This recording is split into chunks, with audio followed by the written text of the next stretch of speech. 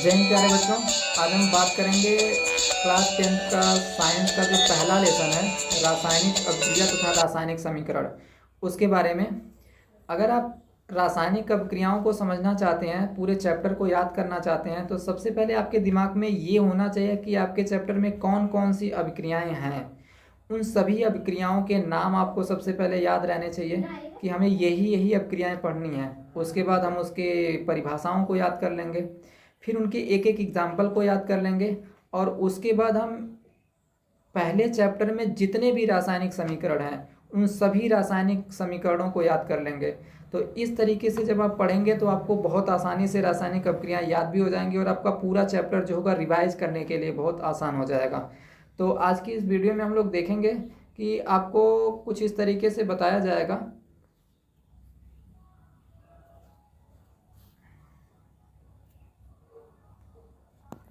कि आपको पूरा का पूरा एक मैप दिया हुआ है।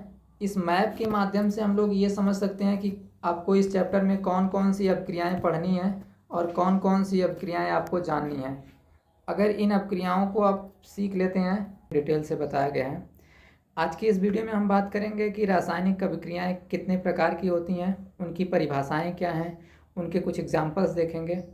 तो अगर आप ये पूरी वीडियो देखते हैं तो आपको इस पूरे क्लास 10th के फर्स्ट लेसन की सभी प्रकार की रासायनिक अभिक्रियाओं की परिभाषाएं और उनके उदाहरण आपको अच्छे से याद हो जाएंगे। तो चलिए हम लोग शुरू करते हैं। सबसे पहले रासायनिक अभिक्रियाओं को तो देखेंगे हम लोग। सबसे पहले रासायनिक अभिक्रिया के प्रकार जान लेते हैं कि रासायनिक अभिक्रिया होती क्या है, उसको देखते हैं। तो जैसा कि आप देख सकते हैं, रासायनिक अभिक्रिया में एक या एक से अधिक पदार्थ आपस में इंटरैक्ट करके एक नया उत्पाद बनाते हैं।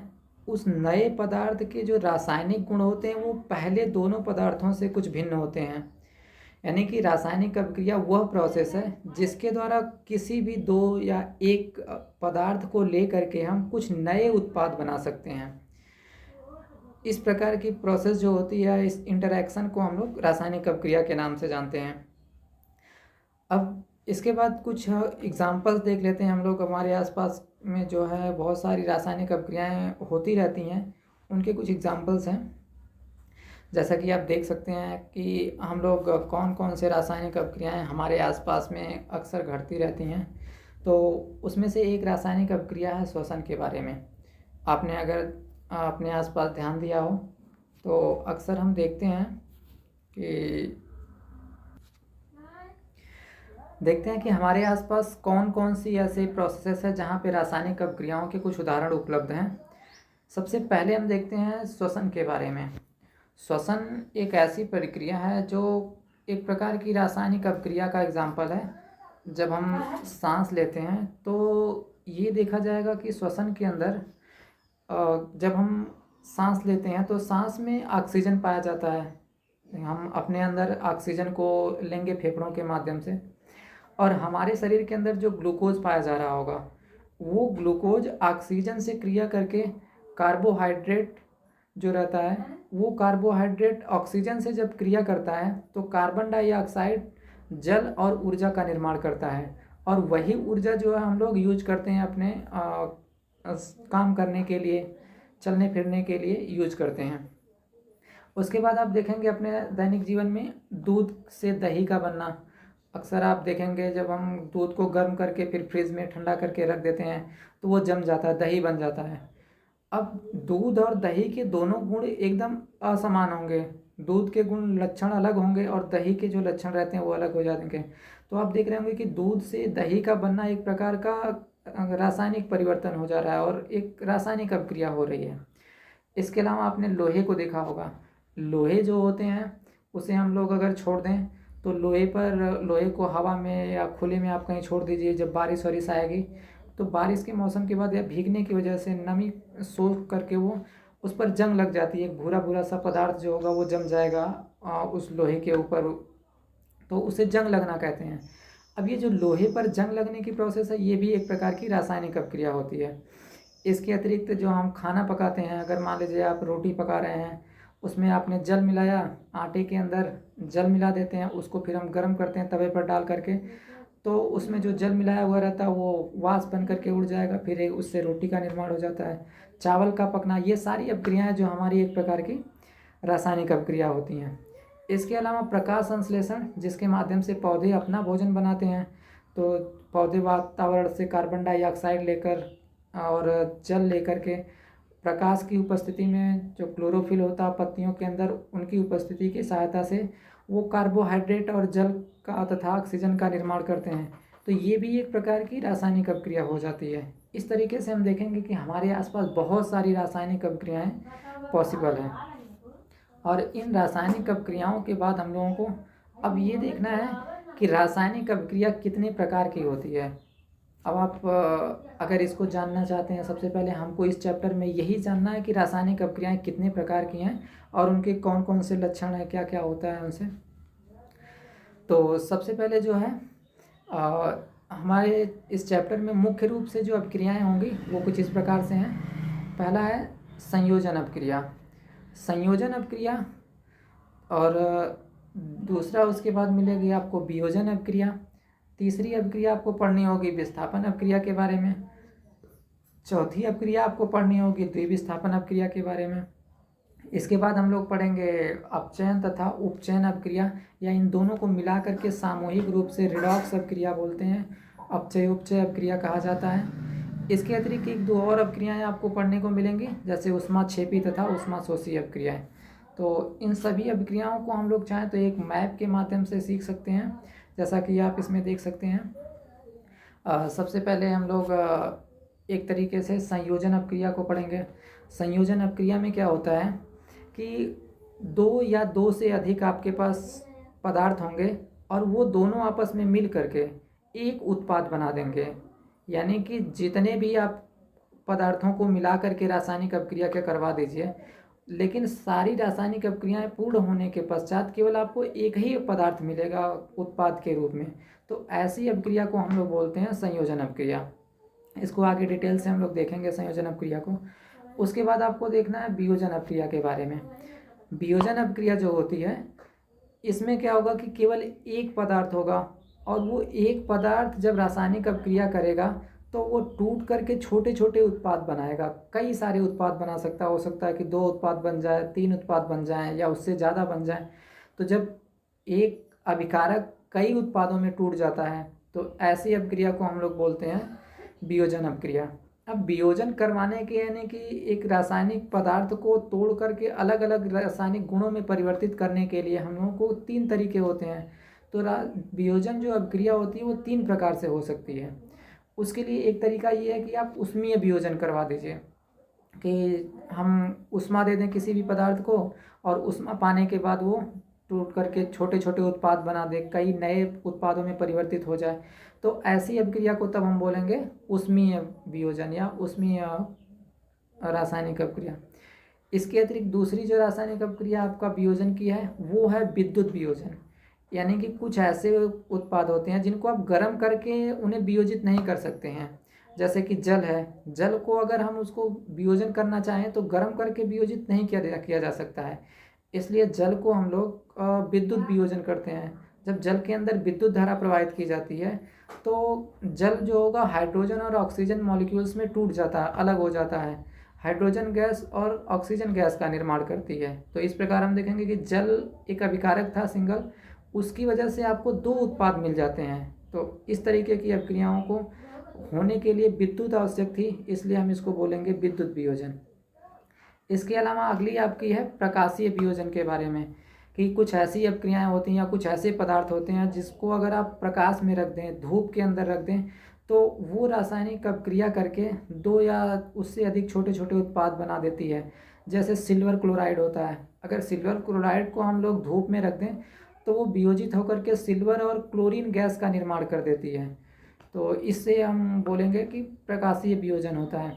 इसके बाद जो हमारी तीसरी अपक्रिया है वो है विस्थापन अपक्रिया। विस्थापन अपक्रिया क्या होगी कि जो हमारे पदार्थ होते हैं, यौगिक होते हैं, उन यौगिकों में कुछ तत्व अधिक क्रियाशील होते हैं और कुछ तत्व जो होते हैं कम क्रियाशील होते हैं।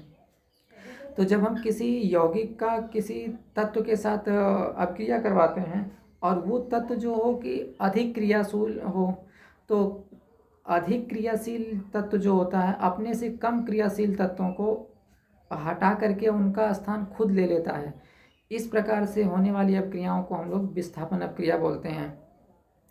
इसके अतिरिक्त आपको द्विविस्थापन पढ़ना होगा। द्विविस्थापन में क्या होगा कि दो यौगिकों का हम लोग जलीय विलयन लेंगे। अगर जलीय विलयन के अंदर उनको घोल दिया जाए तो देखेंगे कि जलीय विलयन के अंदर वो दोनों यौगिक आपस में आयनों का अदला बदली कर लेते हैं कि हो सकता है एक यौगिक के आयन निकल करके दूसरे यौगिक के साथ जुड़ जाएं और दूसरे वाले के आयन निकल करके पहले के साथ जुड़ जाएं। तो इस प्रकार की अपक्रियाओं को हम लोग द्विविस्थापन अपक्रिया कहते हैं। जैसे मान लीजिए कि सोडियम सल्फेट है, उसकी हमने कॉपर क्लोराइड के साथ अपक्रिया करवा दी, तो सोडियम सल्फेट और कॉपर क्लोराइड की आपस में अपक्रिया करवाने के बाद सोडियम क्लोराइड तथा कॉपर सल्फेट बनने लग जाता है। इस प्रकार की या रासायनिक अपक्रियाओं को हम लोग द्विविस्थापन अपक्रिया कहते हैं, क्योंकि इनके जलीय विलयन में आयनों का आदान प्रदान होता है, आयनों का अदला बदली हो जाती है। इसके अतिरिक्त हम लोग इस चैप्टर में उपचयन अपक्रिया के बारे में भी सीखेंगे, अपचयन अपक्रिया के बारे में सीखेंगे, तथा दो और अपक्रियाएं हैं जिन्हें हम ऊष्माक्षेपी तथा ऊष्माशोषी अपक्रियाएं कहते हैं। तो ऊष्माशोषी तथा ऊष्माक्षेपी अपक्रिया के बारे में भी हम लोग जानेंगे इस चैप्टर के लिए। तो आगे बढ़ते हैं। चलिए, तो अब हम समझते हैं संयोजन अपक्रिया के बारे में। एक एक करके सभी अपक्रियाओं के बारे में जानेंगे डिटेल से। जैसा कि नाम से इसके पता चलता है संयोजन अपक्रिया, इसे इंग्लिश में कॉम्बिनेशन रिएक्शन भी कहा जाता है। संयोजन का मतलब होता है जुड़ना, यानी कि जब दो या दो से अधिक पदार्थ आपस में जुड़ करके केवल एक उत्पाद बनाते हैं, तो ऐसी अपक्रिया को हम लोग बोलते हैं संयोजन अपक्रिया। अब मान लीजिए आपने संयोजन अपक्रिया के लिए कोई अभिकारक लिया, उन दोनों अभिकारकों को जब हम आपस में अपक्रिया करवाएंगे तो उत्पाद के रूप में केवल एक उत्पाद प्राप्त होगा। जैसे ये दिया हुआ आपको ए और बी कोई अभिकारक हैं, इन दोनों अभिकारकों को अभिक्रिया करवाने के बाद आपको केवल एक उत्पाद प्राप्त होगा, वो होगा बी, ए बी। तो जब दो अभिकारक आपस में जुड़ करके केवल एक उत्पाद प्रदान करेंगे तो ऐसी अपक्रिया को हम लोग बोलते हैं संयोजन अपक्रिया। अब संयोजन अपक्रिया के कुछ उदाहरण हैं आपके पास, जैसा कि एक उदाहरण आपके लिए है, वो है इस प्रकार से कुछ कि जब हम दीवार पर चूने से सफ़ेदी करना चाहते हैं या दीवार को चूना से पोतने के लिए होता है, तो आप बाज़ार से लेके आएंगे चूने को, कैल्शियम ऑक्साइड होता है पाउडर के रूप में। उस कैल्शियम ऑक्साइड को जब हम पानी के अंदर भिगोते हैं तो वो अभिक्रिया करके जल और कैल्शियम ऑक्साइड आपस में अभिक्रिया करके कैल्शियम हाइड्रोक्साइड बना देते हैं, जिसे बूझा चूना कहा जाता है। और उस बूझे चूने से हम लोग जो है अपने दीवारों की रंगाई वगैरह कर देते हैं, पुताई कर देते हैं। और वो जो हमने पुताई की है कैल्शियम हाइड्रोक्साइड के बूझे हुए चूने की, हमारे वातावरण में बहुत सारी कार्बन डाइऑक्साइड होती है। बूझा हुआ चूना उस का वातावरण की कार्बन डाइऑक्साइड से अभिक्रिया करके एक ठोस पदार्थ कैल्शियम कार्बोनेट की एक पतली लेयर दीवार के ऊपर बन जाती है, जिसकी वजह से दीवार में बहुत अच्छी चमक उत्पन्न होने लग जाएगी। तो इस तरीके से जो है हम लोगों का कैल्शियम ऑक्साइड का जो एक उदाहरण है संयोजन अपक्रिया का। इसके अतिरिक्त अब हम अगली अपक्रिया पर चलते हैं।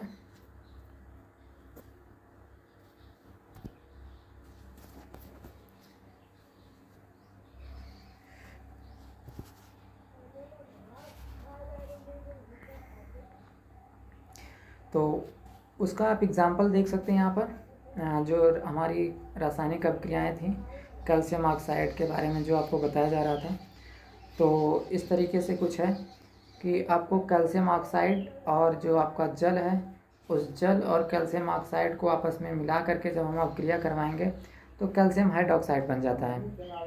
और वो कैल्शियम हाइड्रोक्साइड जो वातावरण की कार्बन डाइऑक्साइड के साथ जब अपक्रिया करता है तो उससे कैल्शियम कार्बोनेट और जल प्राप्त होता है। ये जल वाष्प बन करके वातावरण में उड़ जाएगा और कैल्शियम कार्बोनेट की एक परत बन जाती है, जिसकी वजह से दीवार बिल्कुल चमकने लग जाती है।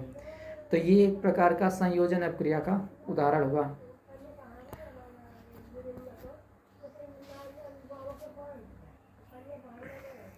अब हमारी अगली अपक्रिया है वियोजन अपक्रिया। वियोजन अपक्रिया के बारे में हम लोग डिटेल से जानते हैं, देखते हैं कि वियोजन अपक्रिया किस तरीके से है और उसकी क्या क्या खूबियां हैं।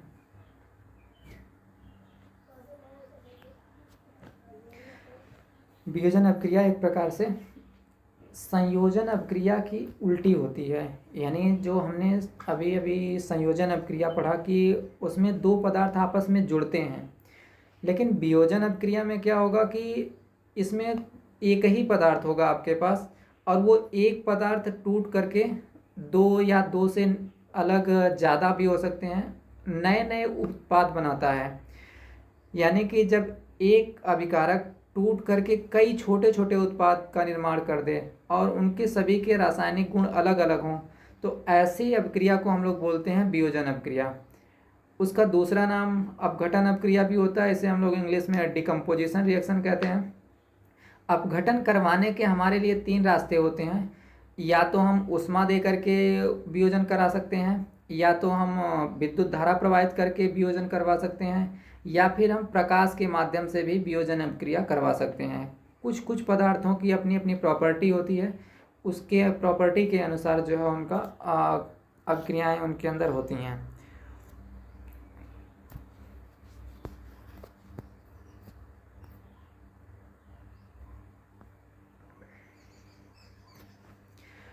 अब सबसे पहले हम लोग जानते हैं वियोजन अपक्रिया भी जो होती है वो दो तीन प्रकार की होती है। तो जानेंगे कि वियोजन अपक्रियाएं जो रहेंगी वो किस प्रकार से हैं। वियोजन अपक्रिया कुछ आपकी तीन प्रकार की होती हैं। पहला है उष्मीय वियोजन अपक्रिया, दूसरा है विद्युत वियोजन अपक्रिया और तीसरी हमारी अपक्रिया जो होती है उसे हम लोग प्रकाशीय वियोजन अपक्रिया कहते हैं। तो ये तीन प्रकार की वियोजन अपक्रियाएँ कुल हमारे पास होती हैं। अब इनके बारे में एक एक के बारे में डिटेल से पढ़ेंगे कि कौन से अपक्रियाएँ जो रहेंगी किस तरीके से होती है। तो पहला हम लोगों को देखना है उष्मीय वियोजन के बारे में। जब किसी पदार्थ की वियोजन की अपक्रिया उष्मा देने पर होती है तब उसे हम लोग उष्मीय वियोजन कहते हैं। मान लिया आपने कोई पदार्थ लिया और उसको गर्म कर दिया, गर्म करने के बाद अगर वो पदार्थ जो है कई उत्पाद देने लग जाता है, तो ऐसी अपक्रिया को तब हम लोग बोलेंगे उष्मीय वियोजन अपक्रिया। जैसे इसका एक एग्जांपल आपको दे दिया जाता है। इसका उदाहरण के लिए आपको पोटेशियम क्लोरेट है, और पोटेशियम क्लोरेट को जब हम गर्म करते हैं या उष्मा देते हैं तो पोटेशियम क्लोराइड तथा ऑक्सीजन में परिवर्तित हो जाता है। तो पोटेशियम क्लोरेट की वजह से आपको दो उत्पाद बनेंगे। पहले पोटेशियम क्लोरेट केवल एक अभिकारक था और उसको उष्मा देने पर वो दो उत्पाद देने लग जा रहा है, पोटेशियम क्लोराइड तथा ऑक्सीजन। तो जहाँ भी ऐसी अपक्रियाएं होती हैं उसको वियोजन अपक्रिया कहते हैं, लेकिन ये अपक्रिया चूंकि उष्मा देने की वजह से हुई है इस वजह से हम लोग इसका नाम रखेंगे उष्मीय वियोजन अपक्रिया। अब हमारी नेक्स्ट अपक्रिया जो है वो है विद्युत वियोजन अपक्रिया।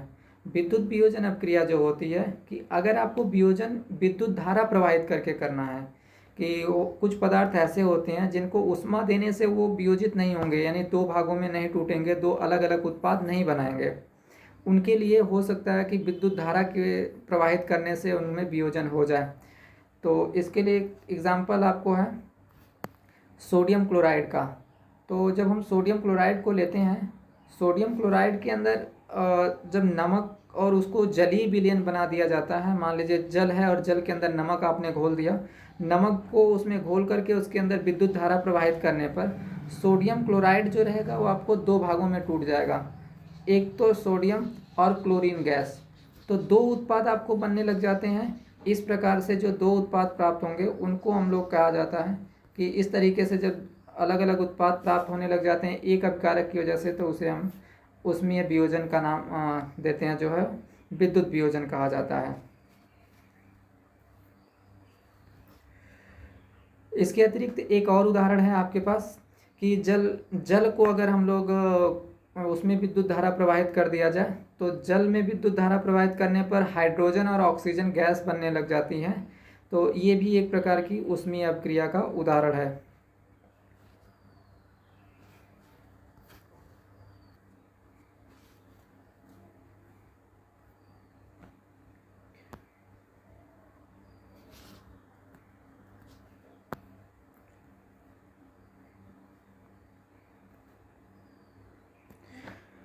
चलिए, हाँ, हमारी जो तीसरी उष्मीय वियोजन अपक्रिया की वियोजन की अपक्रिया है, वो तीसरी अपक्रिया है प्रकाशीय वियोजन की।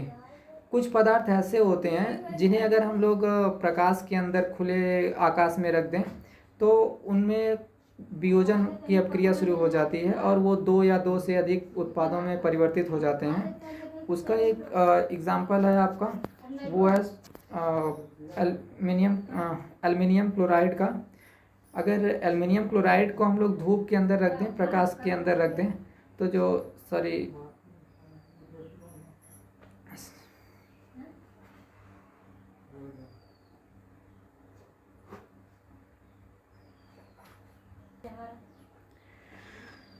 चलिए, तो अगली जो वियोजन अपक्रिया है वो है प्रकाशीय वियोजन। जब वियोजन अपक्रिया सूर्य के प्रकाश की उपस्थिति में होती है तो उसे हम प्रकाशीय वियोजन कहते हैं। जैसे अगर अब सिल्वर क्लोराइड को हम लोग प्रकाश के अंदर रख दें तो देखेंगे कि सिल्वर क्लोराइड जो होगा सिल्वर और क्लोरीन गैस में परिवर्तित हो जाता है। तो ऐसी अपक्रियाओं को, जो अपक्रिया सूर्य के प्रकाश की वजह से टूट करके दो या दो से अधिक उत्पाद देने लग जाती हैं, इस प्रकार की अपक्रियाओं को हम लोग उसमें प्रकाशीय वियोजन अपक्रिया कहा जाता है। जैसे इसका एग्जाम्पल जो है आपके लिए सिल्वर क्लोराइड का है। सिल्वर क्लोराइड को जब हम अगर सिल्वर क्लोराइड को अगर प्रकाश के अंदर रख दिया जाए तो सिल्वर और क्लोरीन गैस का निर्माण होने लग जाता है। तो ये हमारी वियोजन अपक्रियाएं थी तीनों। तीन प्रकार की वियोजन अपक्रियाएं आपने देखी।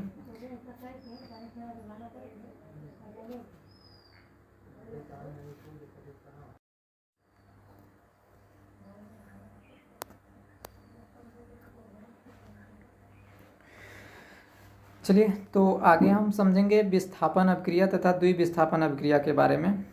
विस्थापन तथा द्विविस्थापन अपक्रिया को समझने से पहले आपको तत्वों की सक्रियता के बारे में थोड़ा जानकारी ले लेनी है।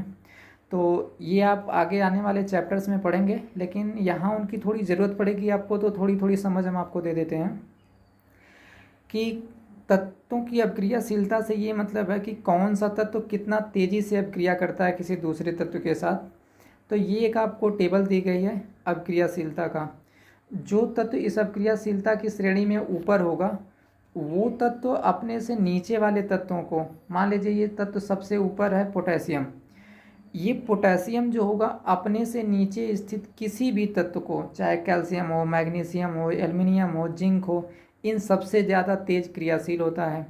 और अगर किसी भी यौगिक का नीचे का कोई यौगिक होगा इस तत्व का बना हुआ, तो पोटेशियम उस यौगिक को अपनी अधिक अपक्रियाशीलता की वजह से उसे वहाँ से हटा सकता है। एक एग्जाम्पल लेते हैं कि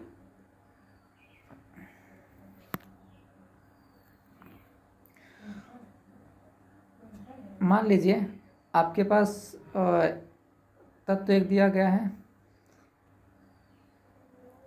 सोडियम क्लोराइड। ये सोडियम क्लोराइड की अगर हम लोग अपक्रिया करवा दें पोटेशियम से, तो जैसा कि आप देख रहे हैं इस अपक्रियाशीलता श्रेणी में पोटेशियम सबसे ऊपर है, उसके नीचे है सोडियम। तो ये सोडियम क्लोराइड का एक आपको यौगिक है। अब जो अधिक क्रियाशील यौगिक होगा, यानी सोडियम से ज़्यादा क्रियाशील यौगिक होगा, वो इस यौगिक में से सोडियम को हटा करके उसकी जगह स्वयं ले लेगा। तो पोटेशियम जैसा कि इस अपक्रियाशीलता की श्रेणी में ऊपर है, अतः ये पोटेशियम यहाँ से सोडियम को हटा देगा और सोडियम को हटाकर उसकी जगह स्वयं ले लेगा। तो यहाँ से अब बन क्या जाएगा, पोटेशियम सोडियम की जगह पे आ जाएगा, तो बनेगा पोटेशियम क्लोराइड।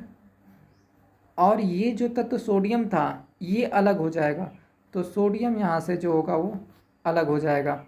तो इसी तरीके से ये पूरी सक्रियता श्रेणी होती है कि कोई भी ऊपर वाला तत्व अपने से नीचे वाले तत्वों को उनके यौगिकों में से उन्हें हटा करके उनका स्थान स्वयं ले लेता है। तो ये अपक्रियाशीलता का उदाहरण रहेगा। तो आपको इस अपक्रियाशीलता की श्रेणी को उठा करके याद कर लेना है, इससे आपको आसानी हो जाएगी कि कौन सा तत्व किसे हटाएगा और किसको नहीं हटा पाएगा। अब आगे समझते हैं। तो हम समझेंगे अब विस्थापन अपक्रिया के बारे में।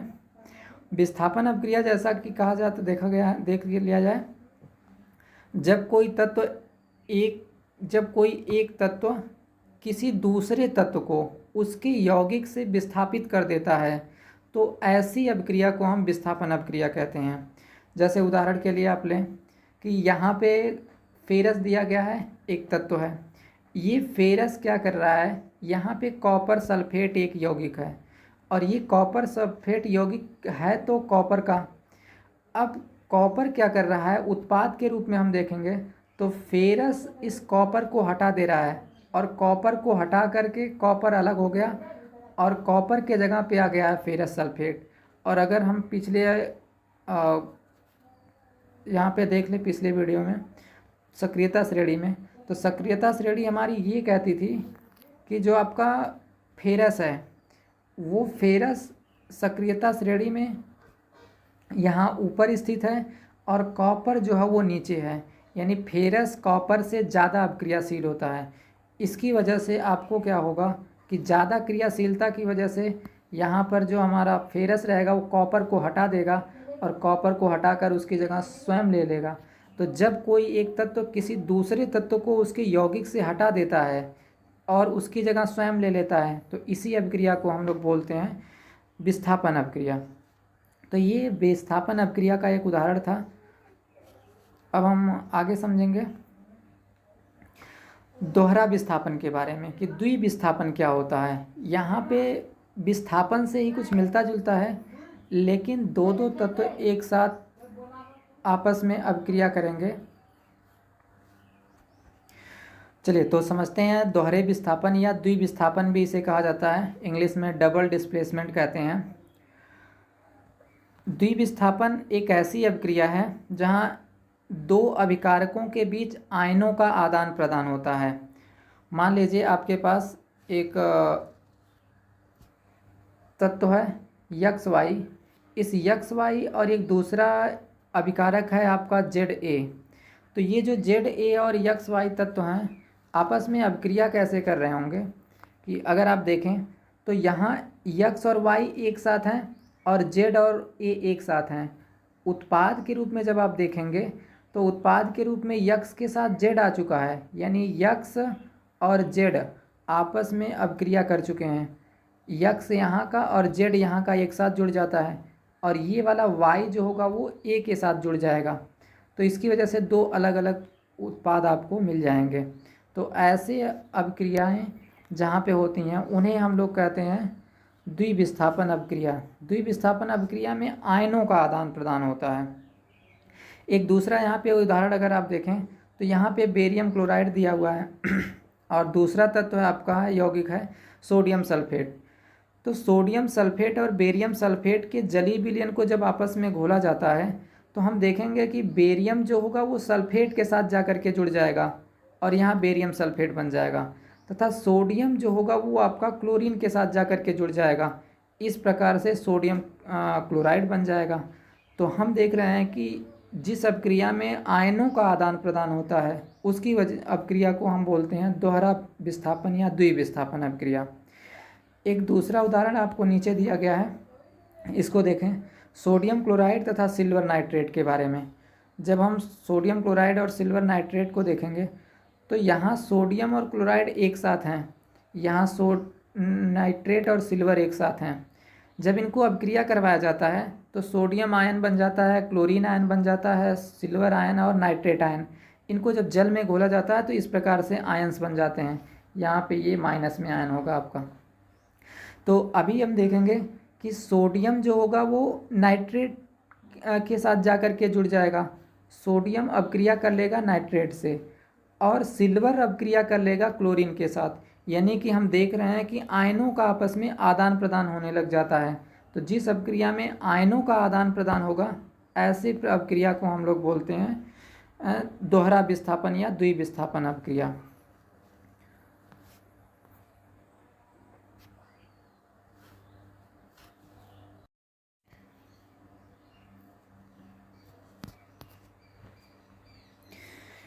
चलिए तो अब हम समझते हैं हमारी अगली अभिक्रिया ऊष्माक्षेपी अभिक्रिया और ऊष्माशोषी अभिक्रिया के बारे में। ऊष्माशोषी अभिक्रिया और ऊष्माक्षेपी अभिक्रिया जैसा कि इनके नाम से ही पता चलता है। सबसे पहले हम बात करेंगे ऊष्माक्षेपी अभिक्रिया के बारे में। जिस रासायनिक अभिक्रिया में ऊष्मा के साथ उत्पाद के साथ साथ ऊष्मा निकलती है, ऐसी अभिक्रियाओं को हम लोग ऊष्माक्षेपी अभिक्रिया कहते हैं। जैसे मान लीजिए आपने कभी देखा होगा कि जब हम पानी के अंदर चूने को डालते हैं तो अचानक से वो खौलने लग जाता है, यानी हमने पानी लिया और उसके अंदर बूझे हुए बिना बूझे चूने को डाल दिया, कैल्शियम ऑक्साइड को डाल दिया। जैसे ही चूने को उसमें डालते हैं बहुत तेज़ी से ऊष्मा निकलती है, वो हीट हो जाता है। तो वो एक प्रकार की अभिक्रिया है, जो अभिक्रिया होने के बाद ऊष्मा उसमें से खुद ही निकल रही होती है। तो ऐसी अभिक्रिया को हम लोग बोलते हैं ऊष्माक्षेपी अभिक्रिया। उसका एग्जाम्पल जैसे आपको बताया जा रहा था कि कैल्शियम ऑक्साइड हो गया, इसको जब हम जल के साथ घोलेंगे यानी जल में मिलाएंगे तो ये जल में मिल कर के बना लेता है, जल के साथ ये अभिक्रिया करके बना देगा कैल्शियम हाइड्रोक्साइड।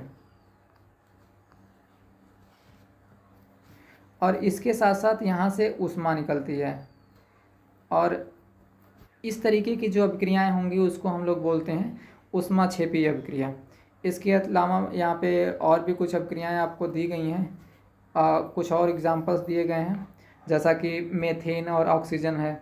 तो किसी भी कार्बनिक पदार्थ का दहन करने पर भी ऊष्माक्षेपी अभिक्रिया होती है। जैसा कि मेथेन एक गैस है, उस मेथेन को जब हम जलाते हैं ऑक्सीजन की उपस्थिति में तो कार्बन डाइऑक्साइड जल, उसके साथ साथ ऊष्मा का निर्माण होता है।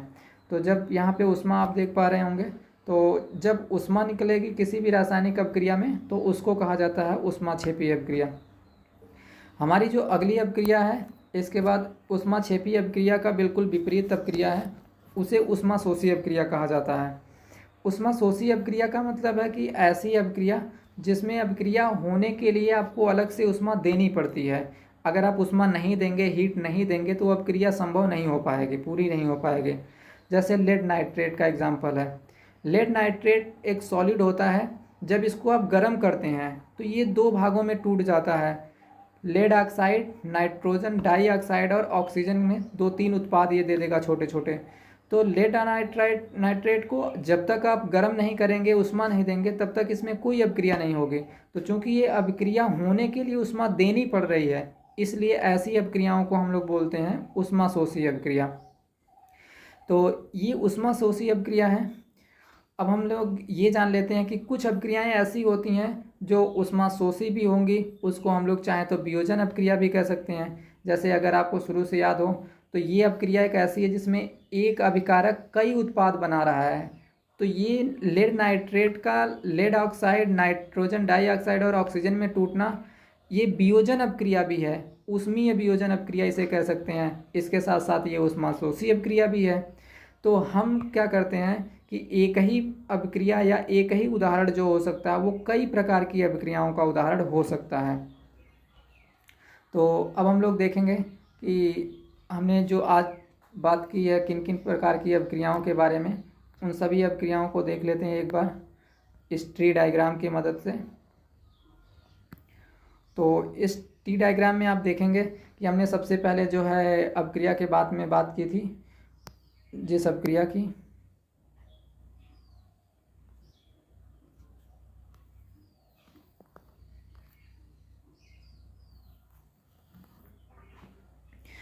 चलिए, तो सबसे पहले हमने देखा संयोजन अभिक्रिया को। संयोजन अभिक्रिया एक प्रकार की, यानी कि दो या दो से अभिकारक आपस में जुड़ करके जब कोई उत्पाद बनाते हैं, केवल एक उत्पाद बनाएंगे तो संयोजन अभिक्रिया। उसके बाद वियोजन अभिक्रिया उसका ठीक उल्टा होती है, यानी जब आपका एक उत्पाद कई अभिकारक, एक ही अभिकारक जो रहेगा कई उत्पादों में टूट जाएगा, कि आपने एक अभिकारक लिया उसको की वजह से कई आपको उत्पाद मिल जा रहे हैं, तो उसको हम वियोजन अभिक्रिया कहते हैं। वियोजन अभिक्रिया 3 प्रकार की थी, उसमें वियोजन, विद्युत वियोजन और प्रकाशीय वियोजन। इसके अलावा आपके पास तीसरी अभिक्रिया जो थी वो थी विस्थापन अभिक्रिया, यानी जब एक तत्व किसी दूसरे तत्व को उसके यौगिक से विस्थापित कर देता है अपनी अधिक अभिक्रियाशीलता की वजह से, तो ऐसी अभिक्रिया को विस्थापन अभिक्रिया कहते हैं। इसके अलावा हमने चौथी अभिक्रिया पढ़ा द्विविस्थापन के बारे में, कि दो यौगिक होंगे, उनके जलीय विलयन के अंदर अगर रख दिया जाए, उनका जलीय विलयन बना दिया जाए तो उनके अंदर आयनों का आदान प्रदान हो जाता है, यानी अदला बदली कर लेते हैं वो अपने आयनों को। तो ऐसे अभिक्रिया को द्विविस्थापन अभिक्रिया कहा जाता है। इसके अलावा हमने देखा ऊष्माशोषी अभिक्रिया को, ऐसी अभिक्रिया जिसको होने के लिए ऊष्मा की आवश्यकता होगी। बिना ऊष्मा के ऐसी अपक्रियाओं को पूरा नहीं करवाया जा पाएगा, तो ऐसी अपक्रिया को ऊष्माशोषी अपक्रिया। इसके अलावा हमने देखा ऊष्माक्षेपी अपक्रिया को भी। ऐसी अपक्रियाएं कुछ होती हैं जिनके होने के बाद उसमें से खुद ही ऊष्मा निकलती है, तो इस तरीके की अपक्रियाओं को हम लोग बोलते हैं ऊष्माक्षेपी अपक्रिया। तो ये आपको माइंड मैप था जिसकी सहायता से आप ये जान सकते हैं कि कौन कौन सी अपक्रियाएं आपके चैप्टर में दी गई हैं। अगली वीडियो में हम लोग बात करेंगे अपचयन और उपचयन अपक्रियाओं के बारे में। ये दो अपक्रियाएं आपकी रह गई हैं, तो इनको बारे में हम आगे आने वाली वीडियो में